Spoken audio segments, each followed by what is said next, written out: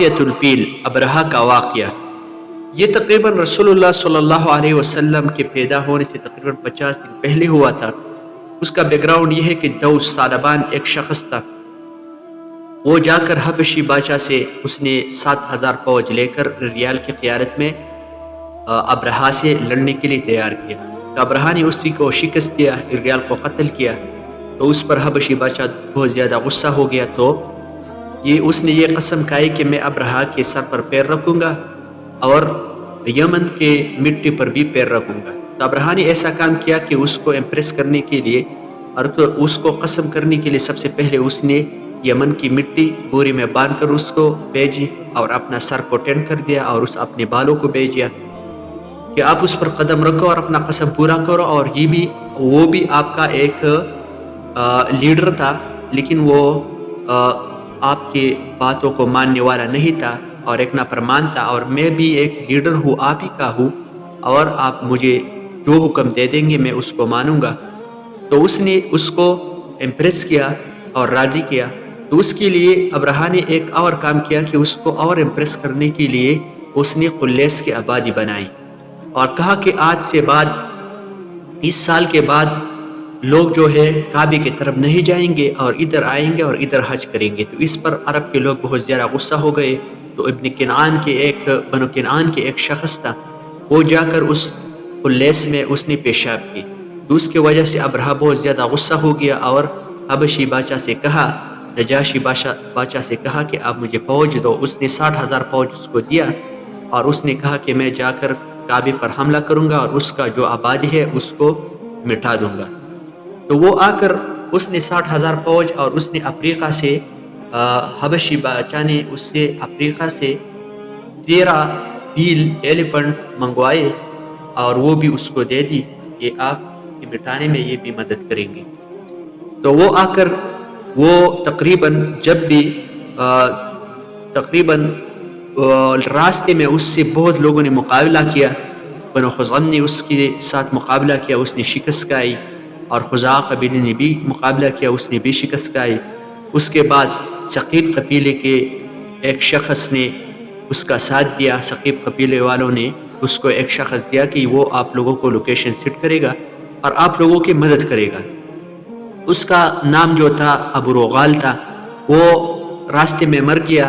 جب بھی لوگ یمن جاتے تھے اس راستے پر تو لوگ اس کے جو قبر تھا اس پر پتھر مارتے تھے اور لعنت بھیجتے تھے کہ آپ باہر لوگوں کے ساتھ مدد کرتے تھے اور اپنے کعبے کے مقابلے میں آپ باہر کے لوگوں کے ساتھ مدد کرتے تھے، تو لعنت بھیجتے تھے اس پر۔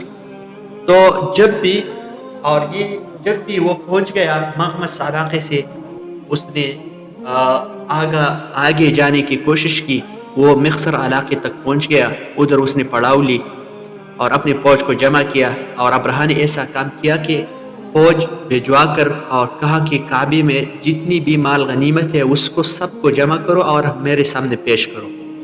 تو اس نے یہ کام کیا، وہ جا کر مکے کی طرف، کیونکہ مکے والے جو تھے وہ ڈر کے وجہ سے اور اس کا مقابلے کی طاقت نہیں تھا، تو وہ پہاڑوں میں چھپے ہوئے تھے۔ تو وہ جا کر ان کے سب سامان لے کر ابرہا کے سامنے پیش کی۔ اس میں 200 اونٹ جو تھے وہ عبد المطلب کے بھی تھے۔ عبد المطلب آ کر ابرہا سے کہا کہ میرا 200 اونٹ ہے، وہ مجھے واپس کرو۔ جب بھی عبد المطلب آیا تو ابرہا اس سے بہت زیادہ امپریس ہو گیا، کیونکہ وہ ایک لیڈر تھا۔ تو ابرہا نے اس سے کہا کہ آپ اپنے 200 اونٹوں کے پرواہ کرتے ہو، وہ مانگتے ہو، اور میں جس چیز کی مٹانے کے لیے آیا ہوں آپ لوگوں کا گھر ہے اور بہت آپ لوگ اس کی قدر کرتے ہو، اس کی فکر نہیں کرتے۔ تو عبد المطلب نے اس سے کہا کہ میں ان 200 اونٹوں کا مالک ہوں اور اسی گھر کا مالک ایک اور ہے اور وہ اوپر والا ہے، وہ اسی کا مدد کرے گا۔ تو ابرہا نے اس کو 200 اونٹ دیا اور عبد المطلب وہاں سے واپس ہو گیا۔ تو وہ ابرہا نے ارادہ کیا کہ اب وہ کعبے پر حملہ کرے اور اس کو مٹائے۔ تو جب بھی مخصر علاقے میں اس نے اپنے جو ایلیفنٹ تھے اس کو اٹھانے کی کوشش کی تو وہ اٹھاتے نہیں، کعبے کی طرف اس نے جب اس کو منہ پھیر لیا تو وہ بھی کعبے کی طرف نہیں جاتے، یمن کی طرف منہ پھیرا تو جاتی تھے، شام کی طرف منہ پھیرا تو وہ جاتی تھی۔ تو ابرہا نے اپنے جو ایلیفنٹ تھے اس کو بہت زیادہ مارا اور حیران ہو گئی کہ اس کا وجہ کیا ہے کہ یہ اس گھر کی طرف نہیں جاتے.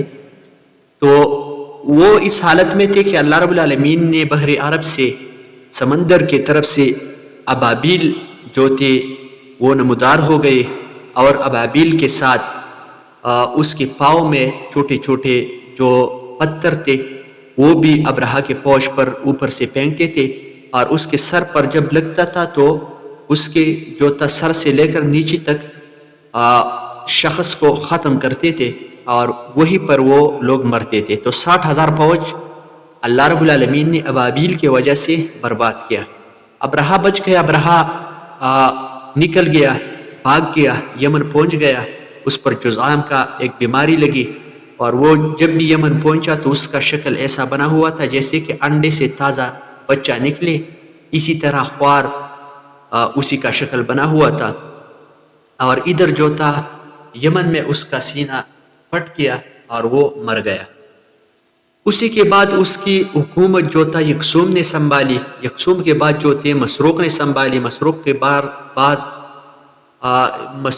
بعد جو تھا حور نے سنبھالی، اور اسی کے بعد جو تھا مرزبان نے سنبھالی، اور اس کے بعد ابن تینوجان، اور اس کے بعد ایک اور بچہ اس کا ابن تینوجان، اور آخر میں جو یمن کا بادشاہی تھی وہ بازان رضی اللہ تعالیٰ عنہ کو ملی تو اس نے ایمان لایا.